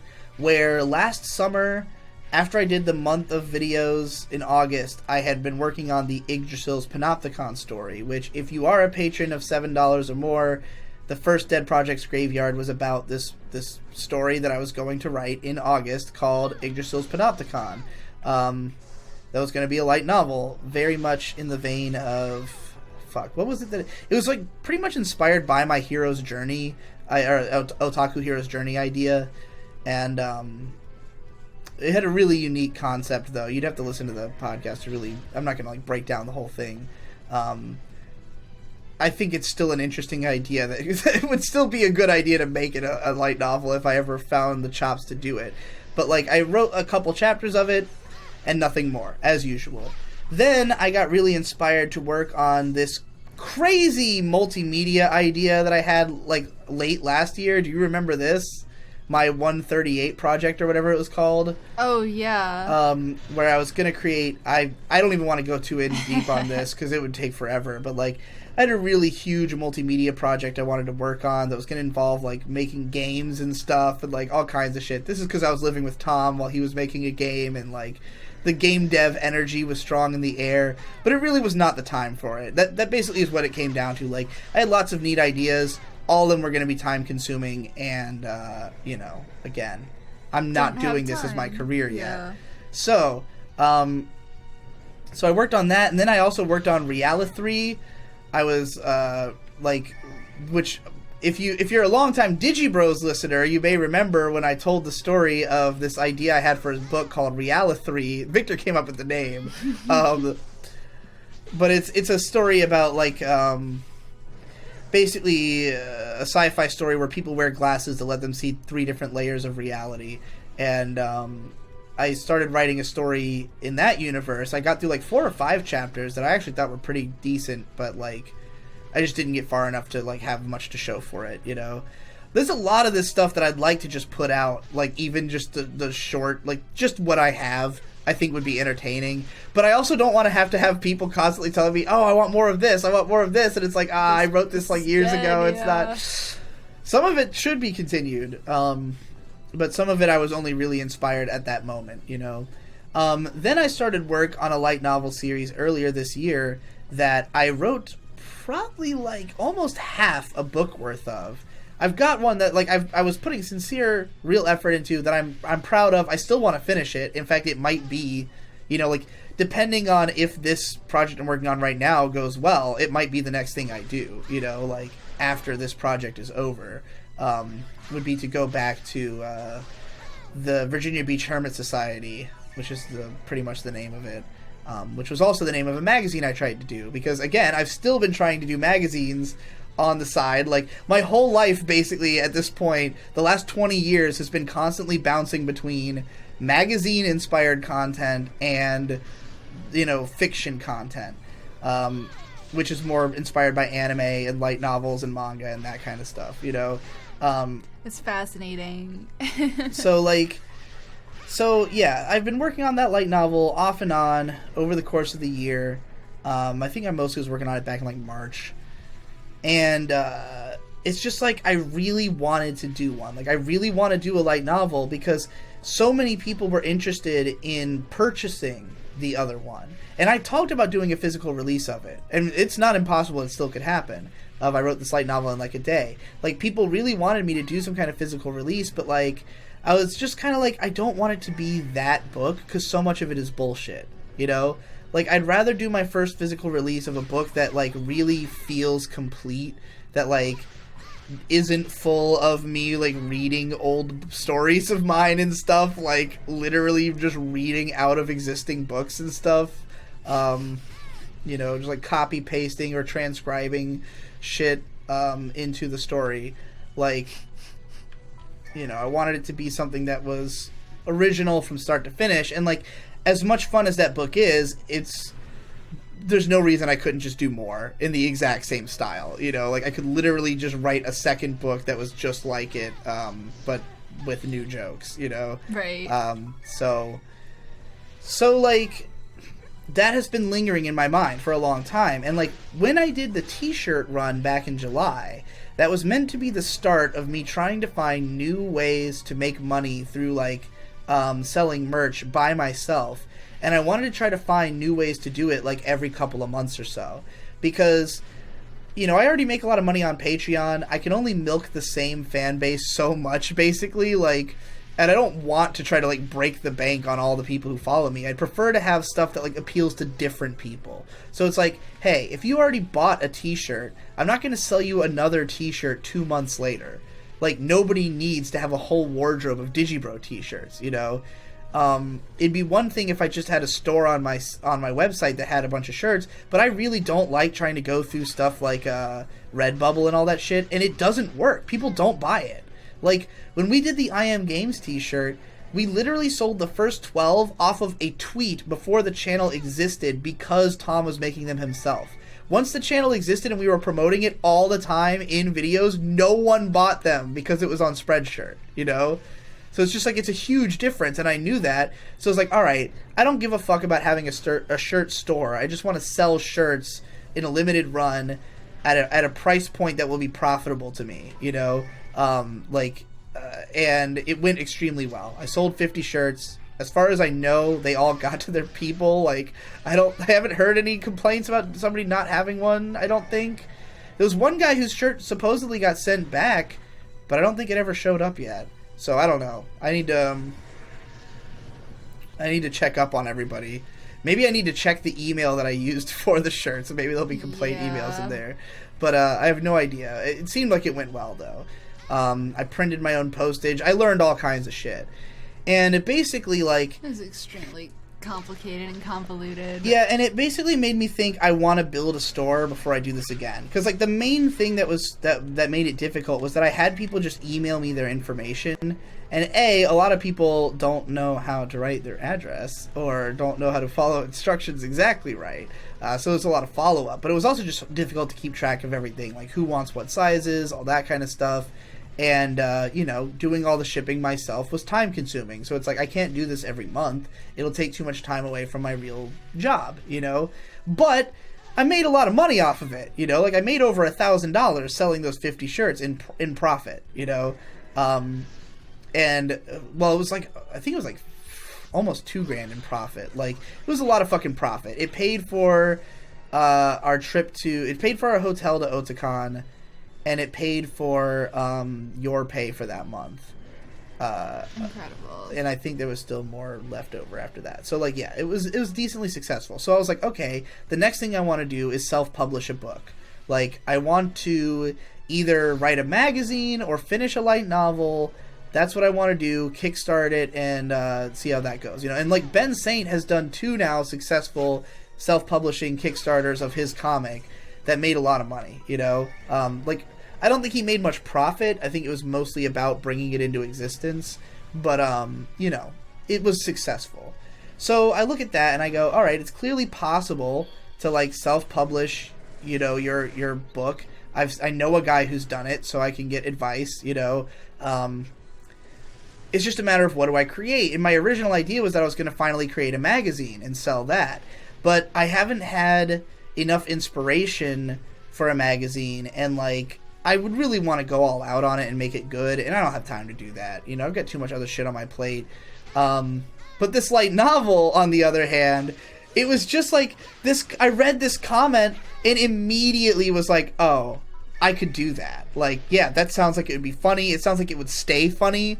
And then I just wrote the whole fucking thing, and then by the end I was like, oh, this is good. Like, I like this. I'm gonna make sure that this has a high quality release. Like, I have to make sure there's a good audiobook and character designs, you know, so that people will really connect with it right away. Like, they'll immediately have a visual, they'll think the girls are hot, they'll like the girl characters, so they'll want to know more about them. The world will have, you know, interesting secrets, and the plot twist will get you, like, hooked on the idea that I can write a story, you know? Right. With all those things combined, we have a very marketable light novel. It's a parody, but it is a light novel, you know? Like, it just is the thing, which is what most of them are. Like, you know, most of them are meta commentary on their genre that then just also does the thing. And, like, you know, I've written videos like, anime is getting lazy with its meta, where like the whole point of it was to say that like I think light novels aren't doing as good of a job of that as they used to do. But traditionally, like if you read a Monogatari book, the whole thing is a parody of light novels. It just also is one, you know? So like that's what I'm trying to do. It's a very traditional idea of a light novel in my mind. The main things that set it apart are the gaijin elements, you know, like my weird fixations and stuff like that. But yeah, I think I'm marketing it to English-speaking people, so like it's not a big deal if it's like that. It'll appeal to the crowd that it's trying to appeal to more. Yeah, it makes more sense if you're writing it in English to write it for an English-speaking audience. I would say so. So yeah, like as soon as it was done, I immediately knew like this is going to be something that if I can get a second chapter written, can probably have a Kickstarter. But like, I just need confirmation that people like it, you know? Was it your goal to have like 50,000 views on the video? I didn't have anything in mind, really. It was just like... I thought that's what you said. No, now that is. Yeah, oh, okay. That was just like today. Yeah. But like, the light novel in like a day has over... I think it has over 150,000 views at this point. So Something I knew... absurd. I knew that like... The biggest reason for that is the title. The idea that it like draws attention to itself as a stunt, as like a goofy light novel parody. And that's why I named the new one something similar, Trapped in My Own Shitty Light Novel After Killing Myself, because it's got that same shock value of like, you know, you read that title and you could just as easily have assumed the story was literally going to be from like my perspective, you know? Like you don't really know what you're getting yourself into until you listen to it. And even then, the early part of it doesn't set you up for what you're going to end up with, you know? So, like, I wanted it to be that feeling of, like, you click on this thing because you go, oh, what? Digibro wrote a light novel? Oh, it's another light novel parody? Oh, that sounds like fun. I can't wait to see... You know, what goofy shit. He drew his own derpy-ass characters. But then you click on it and you go, well, the characters actually look kind of okay, aside from the fact that he can't draw. And the story is funny. And then you start to like the characters. The characters are literally other characters. And then you want to draw... They're not literally other characters. They are definitely legally distinct. Yeah. They were definitely based on artwork of other characters. Not even that's official what art, anime though. is, They're all based too. on fan art. All much. Anime, like, you know... I basically found pictures that I thought looked like my mental idea of the character. You know, like it wasn't so much that I went, oh, I'm going to copy this character. It's like, here's my mental image of them is similar to this character. So let's look at pictures of them that would that I could then transform into mine, you know? Right. I think it's fairly obvious, but I also don't think it's, like, enough that it feels like it's literally the same character, except maybe in the case of Baika being Kohaku from Dr. Stone. Like, there were some people who were like, this character is literally that character, and I'm like, yeah, she's pretty close, you know? I just think that that character, that Kohaku, is really hot, you know? So, like, if I'm gonna make a hot girl, I might as well just base it on a hot girl who I already think is hot. Again, I think that's what lots of light novelists and anime makers Absolutely. like do. Like, Yeah. the characters are mainly just informed by tropes and other characters. Yes, that is definitely the case. I mean, Ray clone, you know? Like, we could talk about how there's now Rem clones, but Rem is already a Ray clone. It's like, it's incestuous all the way down. But yeah, so like, I'm pretty proud of the story. I enjoyed it. I immediately felt like I could continue it, you know, like, there was enough, I left enough in there to build off of, you know, and, it's kind of like, even for me as a jaded anime fan who doesn't really care for isekai, like, obviously there's a lot of isekai stories that I do like, you know, like, I don't think it's a genre that sucks inherently. It just sucks because people have been milking it to death and creating a bunch of generic versions of the same story, you know? Mm-hmm. But, like, I love Log Horizon, I love No Game No Life, I love Slime Isekai. So, like, you know, all of these have elements that are, you know, that I'm working into my story. Like, you can see that there's the power progression element of, like, you have to go from commonplace to world's strongest, basically. Like, that is the trajectory he has to go on, except I just took it to the furthest extreme possible, where it's like he has to save the whole universe, you know? Because that's funny. It's funnier than it just being save the world. It's like, oh yeah, you have to defeat, like, a Lovecraftian demon that's eating the universe. So the story could conceivably go on forever, you know? And just, like, all those kinds of things, you know, were on my mind as I made it, but it's like, it still makes sense to make it a real story at the same time, like, in spite of it being based on these parody parameters. So, like, so yeah, as soon as I saw the reception to it, like, because basically I was like, as I'm making it, I'm like, well, there's a chance that people will just think this is fucking cringe, you know? Like, when I was, editing it, so I wrote the whole thing in literally a day, right? It was Friday. I wrote it, I started that morning at like 6:30 before you woke up. That's part of how this was able to happen, was that I woke up early. And I read the comment, and I started writing it right away. So I had already done 2 hours of writing by the time you even woke up. And, like, I was already at the part where, like, the slime jumps on his head. You know, like, I had done some considerable writing already. And you just wake up, and you're like, oh, so when are we going to do the bug bombs? Because we were planning to bug bomb the house, which means you have to leave for 4 hours, and you had to do a shitload of homework, so our plan was to go to the library, and I'm like, this couldn't have worked out better. I had not thought about this at all when I started writing, you know? Like, I was just gonna see how far I could get and see if it stayed funny, and then just publish, like, whatever I had, you know? But, like, if we're going to the library, you can, like, fucking work on this and this alone right, for a hot minute. That's what I did. We went to the library, and neither one of us, like, even looked up from our computers for 4 hours. Yeah. Like, it felt so fast. It felt like we were barely there for any time, because I was just nonstop zeroed in. And, yeah, so I got... It was really productive. We definitely should go to the library more often.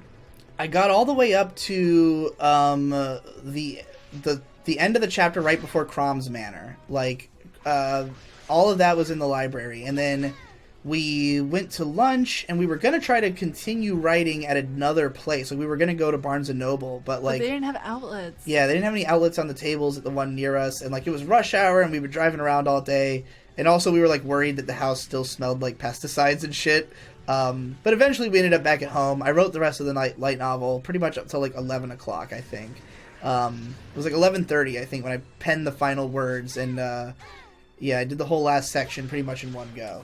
So that was it. Like, that was the writing process. And then the next day, I was like, all right, I have to edit this up, read through it, do a dramatic reading, and publish it. So I read it to you first. Like, I edited it, I read through the whole thing and edited it, then I read it out loud to you, and you liked it. I loved it. And so I was like, okay. And I liked it. Like, reading it back, I was like, I think this is good. I read it to you, you're like, I think this is good. I did the dramatic reading, and I was really worried, because it's really difficult to nail down the timing in the editing. It's like, my voices are cheesy, and like, a lot of the dialogue I just thought might come off as overly cheesy when you have to hear me saying it, you know?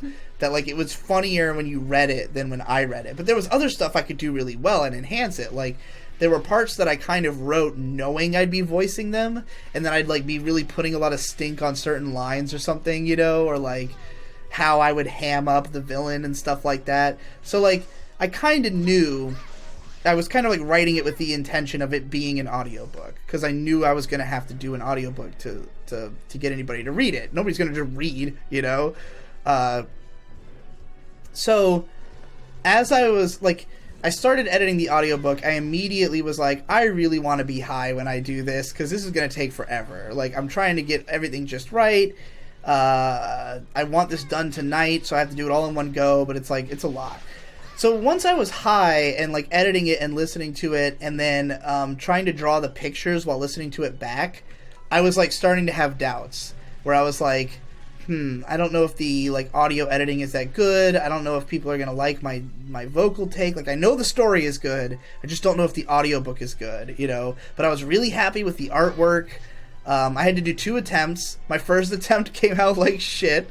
I'll probably release that in some fashion, maybe for patrons or something, or maybe in like, maybe it'll be in the back of the physical release of the book if I do bonus section, just like, here's the really shitty first pass at the art. But once I was happy with the art and put it out, it was just like, all right, I'm sure this is good. Let's see how other people feel. And the response was overwhelmingly positive. Like, even the criticism of it, all of which I agree with. Like, I don't think there's been any serious criticism that I thought was unfounded. But, like, even the people who were critical had a lot of nice things to say about it, you know? And, like, I thought a lot of those criticisms were things that were the product of basically the way it was constructed, and that they would be avoidable in the future. It's like, yeah, this won't come out this way if I'm writing it more carefully and stuff like that, you know?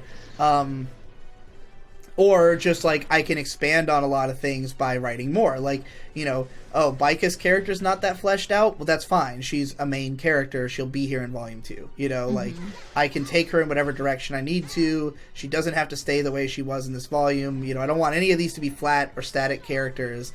I want them to change and evolve and have, like, you know, phases that they go through and stuff like that. So, you know... if anything, my concern now, because I've pretty much come up with a lot of where I want the story to go, and like my biggest worry is that it won't be almost normal enough that like a typical light novel that you read like this, you get attached to the main characters and then you just want to spend as much time with them as possible. I want to do more interesting things with them than just, like, hang around and have an adventure, you know? So I almost wonder if people will come away wishing it was more of a light novel, you know? Like, wishing it was less of an experimental kind of, parody. But we'll see what happens. Like, I definitely want to keep it feeling, like, unexpected. Like, I don't want you to ever read one of the books and just be like, oh, this is just literally a light novel now, you know? Like, there's no, this is no longer right. even, like, interesting or unique. It's just a light novel. I don't want it to feel that way. So, like, you know, as you can tell by the fact I wrote a book in a day, my mind works pretty fast. I start seeing people praising the book, explicitly telling me they would pay for it, explicitly wanting not just physical copies, but like special edition physical copies people are suggesting, and the fan art's rolling in. And the fan art, there's a bunch of fan artists really who I think are good enough that I could pay them to do art for this thing and it would work, you know? Like, oh, yeah, if this is the cover of this book, people would buy this based on this cover, you know? So like, So then the question, like, it's no longer even a question of, will I publish this? Absolutely I will. Like, no question, I'm gonna do a Kickstarter, at least. I'm at least gonna self-publish 1 volume of this thing, you know? I'm at least going to write 2 volumes, and I'm at least gonna publish those 2 collected into 1 book with art from, like, hired artists, and, you know, like, it'll be like a signed special copy kind of release thing, you know? Like, it'll be a real fucking deal thing. This is a definite, there's no way I wouldn't take advantage of this opportunity. You know, like, it's too good. Here's the question, is where will it go from there? Because let's say that episode 1 hits 50,000 views, which I think it will naturally, but I'm trying to see if I can get it to hit that faster. So you mentioned this earlier. The book currently has 30,000 views. For a light novel audiobook, that is great fucking numbers. If you told somebody, yeah, I wrote a book and 30,000 people read it, they'd be like, holy shit, that's a lot of people reading your book, you know? Mm-hmm. Obviously, the fact that they didn't have to purchase it means it's a very low bar for entry. It's completely free, and it's short. And it's audio. Right, it's free, it's audio, it's short. It's I tried to make it as convenient as possible for marketing purposes, you know, like I wanted it to be something that people had easy access to. And so if that first episode continues to get more attention, it just means more and more people who'd be likely to read more, buy a follow-up, follow me as a creator, you know, like just be interested in me as a novel author. I'd like it to escape from my audience, you know, like I want people who are not interested in watching a Digibro analysis video to listen to a Digibro audiobook and make their own decision about it, you know, like decide from what you heard here if you are interested in me as a light novel author, not based on the fact that you are or not a fan of me already, you know. Mm-hmm. That would be the ideal. And so, like, the best way I can get that is through people sharing it. Like, if you enjoyed it, share it with people who you think will like it. It should be way easier to share than a Digibro video, because it's just a cool book.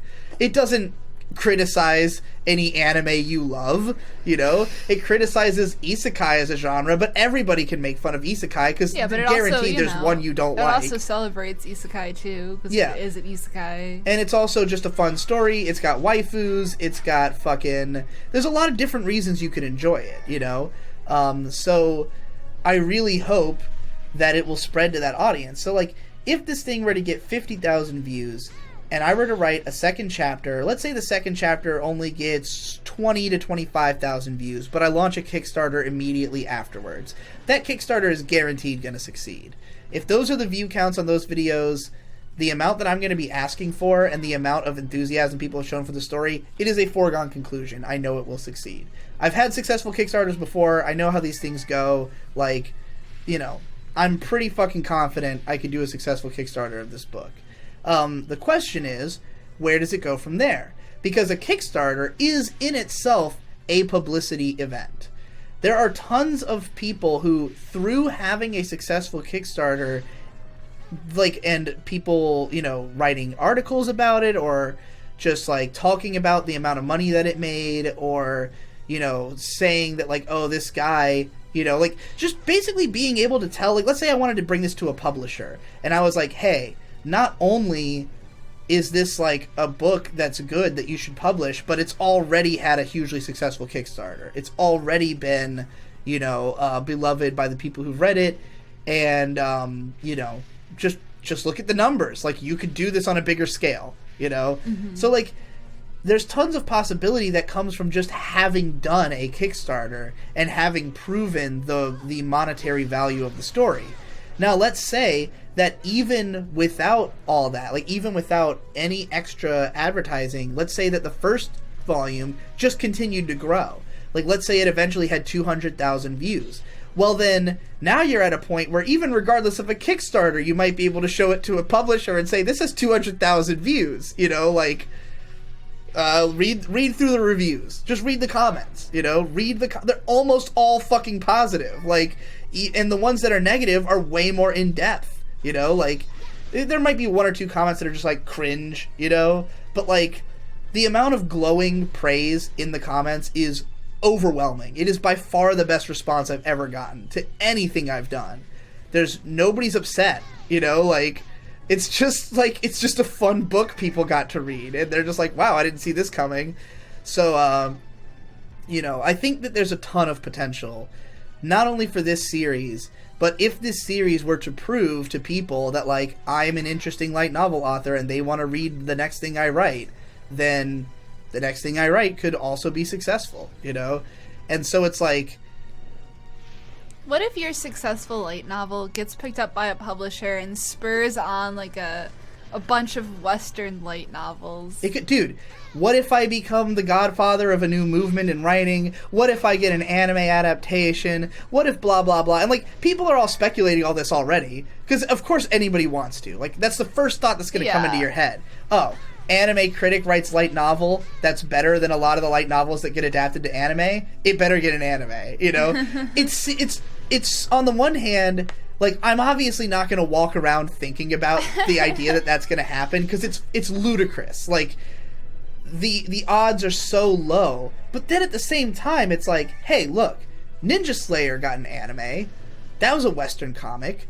Like, tons of French shit has gotten adapted to animation. Radiant. You've got stuff like the Animatrix. You've got all kinds of shit. No Game No Life is by a Brazilian guy, but I think it was published in Japan. Yeah, it was published in Japan, but he's a Brazilian light novel author. Like, and I honestly think that the fact that he's Brazilian has a lot to do with why he was able to capture the otaku hero's journey so well. Oh yeah, because it's like an outside perspective. It's an outside perspective, so it's like, it's informed by otaku media. Yeah, it's entirely informed by it from, like, a distance, of just somebody who's, like, completely consumed with it. And it adds a lot to that perspective if you're writing, like, an otaku piece, which I think is part of the charm of your work, too.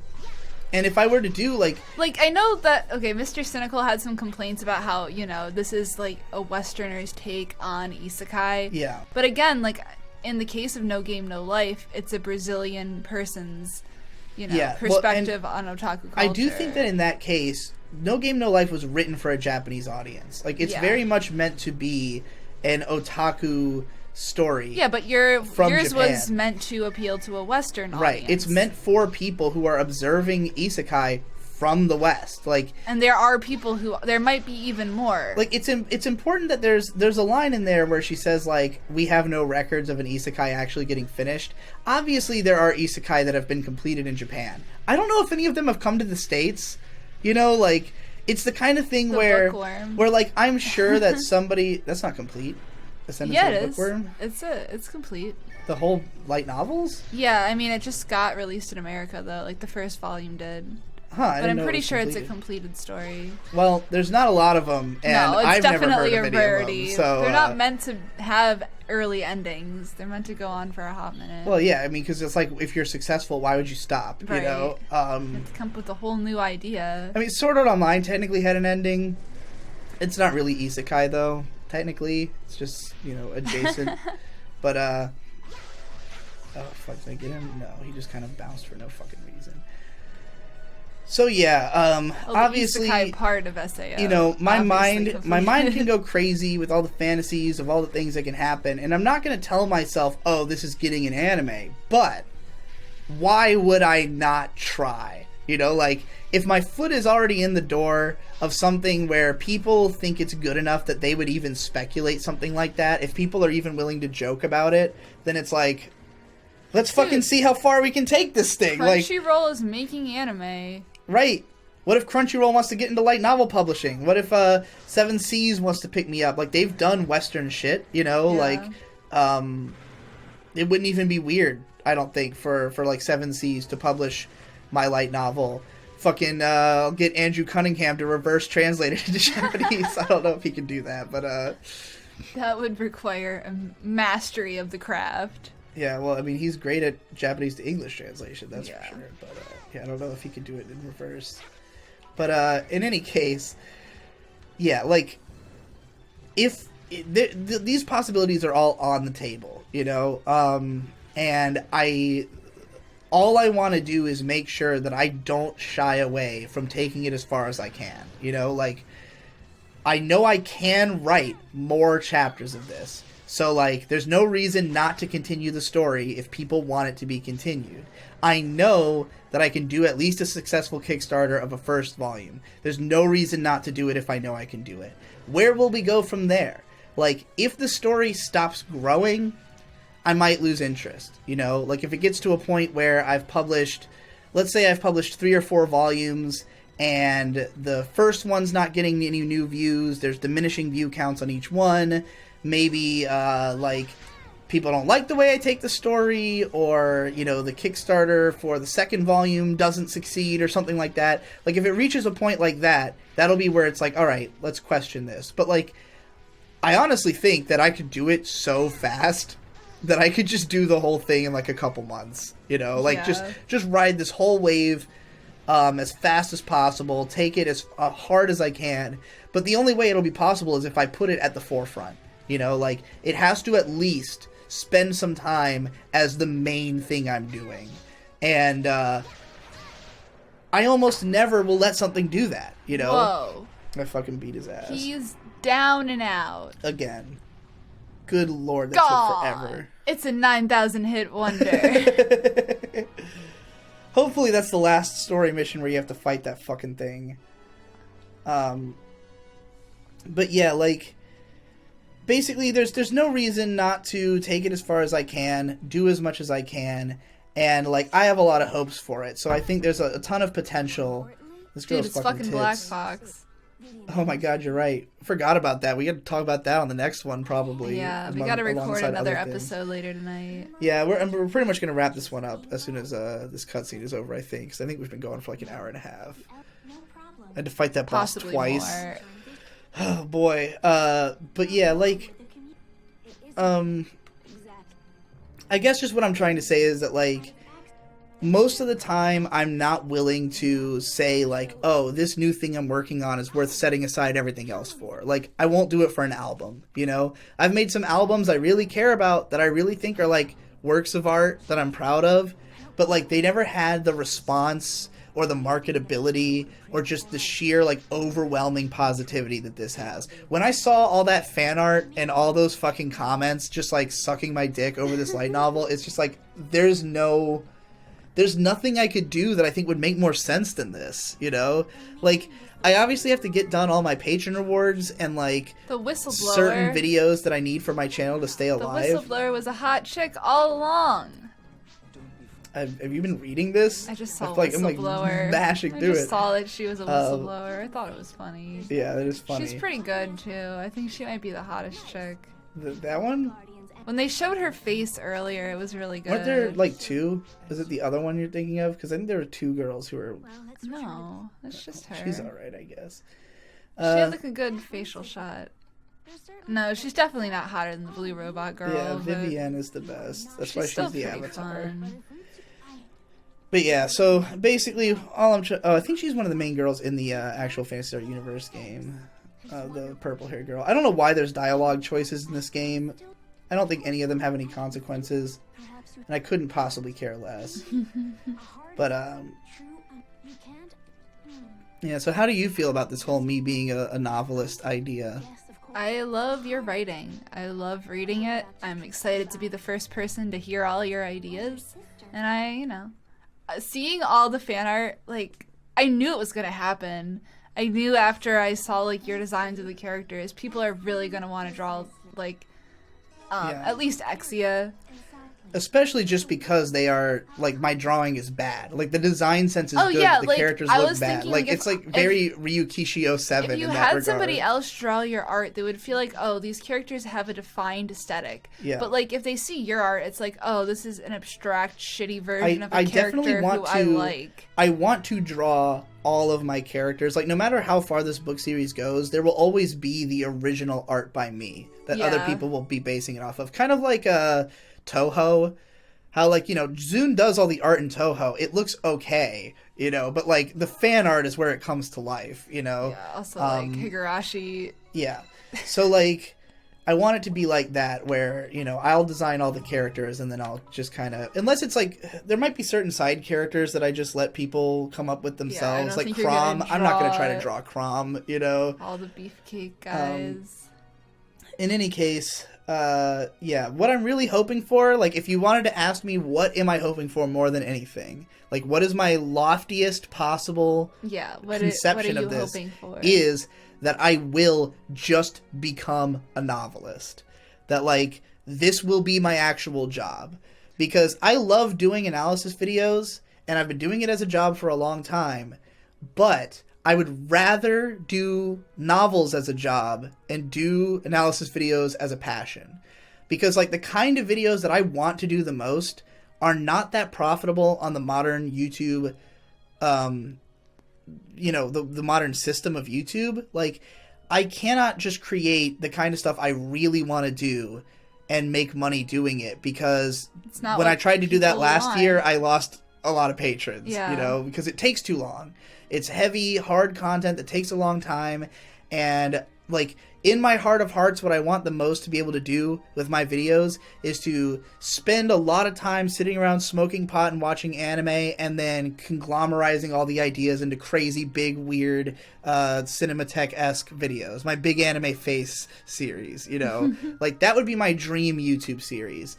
And the only way that that would be, like, completely viable would be if it just wasn't the main thing I made money doing, you know? Like, I can do that kind of stuff kind of in the background, but, like, if I was a novelist and then my YouTube content was just what I wanted it to be, then it would be like, wow, I make money off of, like, my pure creativity and not having to base it on other people's shit, you know? Not having to be like, oh, I have to watch the newest popular show. I am the newest popular show, you know?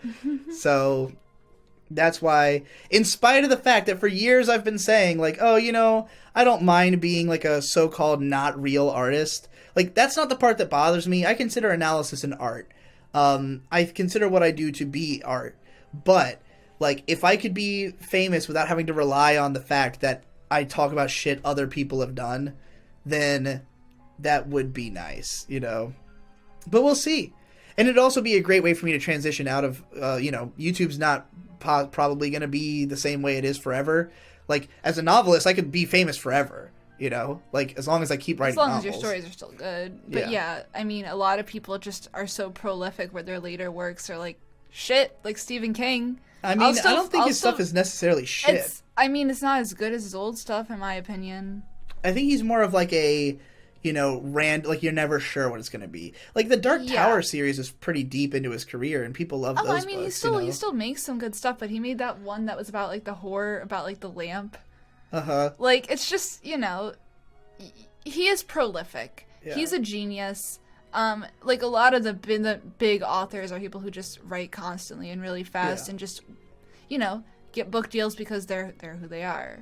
Like, I was reading about how the publication industry, the book publishing industry, is kind of evolving, and there's more of a focus on, like, people who can be their own agents and be their own promoters and who have audiences like already. Me. Yeah, so that's why, like, a lot of the best-selling books are, like, biographies and stuff, or just books from people who have already published stuff. And then you got what was that one book? Oh shit, I got a bikini I can actually wear. Oh boy. That's kind of good, but not really. No, I don't have a good enough body to be wearing a fucking... The fucking crotch is too high, and it's not in a good way. Yeah. Oh, well. Looks like a bikini made for grandma. Anyway, you were saying... I was just trying to dick around while you were talking before we had this episode. No, I'm just saying, like, the book publishing industry is evolving, too.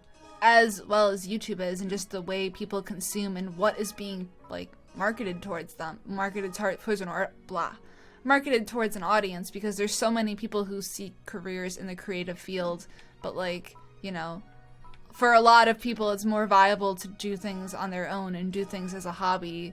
And I just think that because you already have, like, a lot of infamy as a content creator, you look at people like Jack's Blade, he made a book, and his book was, you know, extremely did really successful. well. He made a lot of money off of Amazon, it. which I should definitely put my shit on Amazon as well for the ebook. Oh, for sure. I could do that, like, immediately, pretty much, I think. Yeah. I mean, my ex did it with his shitty book that had a typo in the first fucking paragraph. He charged, like, 99 cents for it or something. But, like, yeah, I mean, there's a lot of possibilities out there, but like your career right now is to make, you know, your patrons happy. Right. So that's what I want to know if I can, like, I just want to know, because I think, first of all, I want to know if my patrons are happy with me writing books. Like, because that's also an interesting question, is like, do they like it?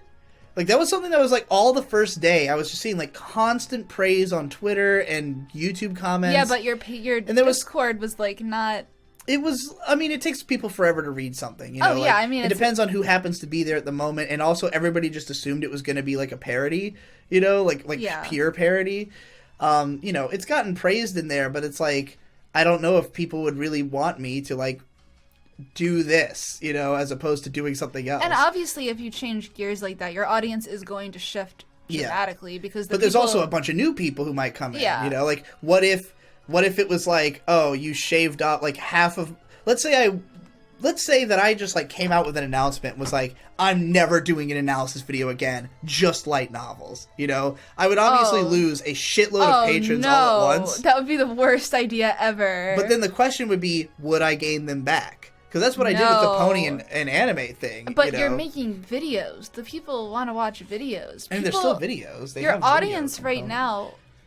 Yeah, from pony to anime YouTube, but you're I'm saying that these books are videos. I mean, if you get to the point where your books are like handled by publishers, they're not going to want you to release free I'm not ever shit. going to... The way I'm going to do it, there are ways to do that kind of thing without fucking yourself that way. Like, I want to do all my own promotion. I want there to be audiobooks It's of my just like books we don't made really by know me, exactly you know? what extent, like, you know, you can Yeah. manage your own work. Like, if your work is having hundreds of thousands of people buying it, you're not going to be able to just handle it yourself. If we get to a point where hundreds of thousands of people are buying my book, you won't see me on the internet again. If even thousands of people like bought your book, it's going to be like a process that, like, I don't know if you can handle like 1,000 people ordering your book. Yeah. It's like other people will have to get involved at some point, and if you want your books to be in a bookstore, it's going to have to be published in some way. Yeah, no, for sure.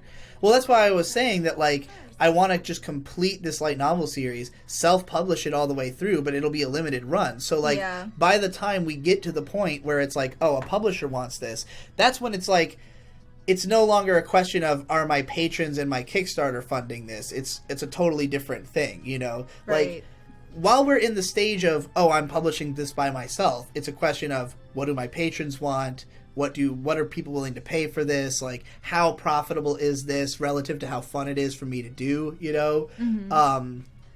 Because right now it's in a state of extremely fun to do, and there's no profit whatsoever, but there could be. There's, like, high profit potential. So it's like, once we've found out exactly what the profit potential is, it changes the conversation. Let's say I make a Kickstarter, and it barely makes its goal. Probably not that excited about continuing. Let's say I make a Kickstarter, and it makes 10 times its goal. Super excited about continuing. I mean, but there are other motivating factors outside how much money you're gonna make. Like, if it's an idea you really love and, like, you want to write, like, I don't really see you, you know, stopping an idea just because it didn't get as much as you were hoping on Patreon or on Kickstarter. But, like, I also think a lot of the attention you're getting right now is just because of the spectacle of it. Yeah. So, like, when that dies down, it's like, okay, well, will this be a sustainable thing that I can switch over to entirely? Like, I have my doubts that it can be something you can immediately do. No, there's nothing immediate about any of this. Yeah. But, like, let's say that over the course of the next year, it came to be that people liked my light novel writing more than my anime writing. Then it would be, like, a question of, is it worth it to continue doing analysis videos if people would rather I do light novels? Definitely, you know? And, like, some of your more, you know, the stuff you get more views on are just, like, weird first impression videos or, like, you know, you also have to consider reviews. That I wrote that in a day. So, like, I simultaneously do and don't want people to have in their head the idea that, like, Digibro could do this any fucking day he felt like it. You know what I mean? Like, I mean, I've seen how fast you work. I literally feel that way about how you make videos. Yeah. It's like, oh, I mean, he could make an analysis video any day. He could edit one of the tens of scripts that he has laying around any day. It's just kind of like about prioritizing and I'm excited for you. I was really excited to see the reception of the light novel. I'm extremely curious to know how this exact podcast will have aged in the 6 days, 5 days before it comes out. I mean, I don't know how much work you're going to get done. Don Jolly's coming tomorrow. Right. That's another thing. I got tons of patron shit backed up. I got Don Jolly coming. So there's a lot of reasons that I can't just completely jump into this, which is good. Yeah. Because more time to think about it. I would have probably, if I didn't have anything else on my plate, I would have just started writing Volume 2 right away. But I'd rather see more of the response and really get a sense of how much do people like it. Will it last more than a couple days? It's already been a couple days and people are still drawing fan art, which means new people are still finding it. So, it's doing well as a piece of internet content. Yeah. I'm used to publishing a video and fucking having forgotten I did it by 2 days later, well, we've definitely reached 2 hours on this. Let's see what the future has in store. We'll all witness you. Well, witness me! Crossed.